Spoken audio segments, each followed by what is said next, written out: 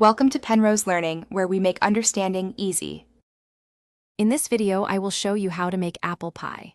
To begin, gather your essential ingredients for a truly delicious pie. You will need 6 to 8 medium baking apples, like Granny Smith or Honeycrisp, for that ideal tart-sweet balance. Also, prepare 2 1/4 cups of all-purpose flour, 1 cup of chilled unsalted butter, and a blend of 1/2 cup granulated sugar with 1/4 cup brown sugar. These foundational elements are key to our unique Block-Tails method. Now, let's craft the perfect flaky pie crust, the foundation of our apple pie. First, combine 2 1/4 cups of flour with 1 teaspoon of salt. Next, cut in 1 cup of very cold, cubed butter until the mixture resembles coarse crumbs. Gradually add 6 to 8 tablespoons of ice water, just until the dough comes together.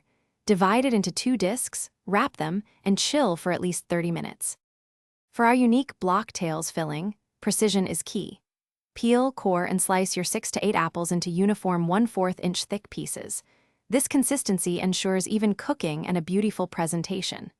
Gently toss these slices with 1/2 cup granulated sugar, 1/4 cup brown sugar, 2 tablespoons of flour, and a dash of cinnamon.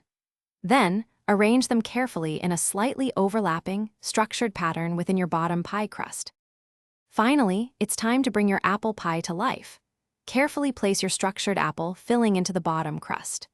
Drape the second crust over the top, crimping the edges firmly to seal. Don't forget to cut a few small vents for steam to escape.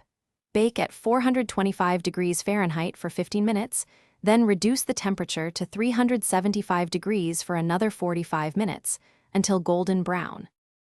Thanks for watching. If this was helpful, leave a like and consider subscribing. See you next time.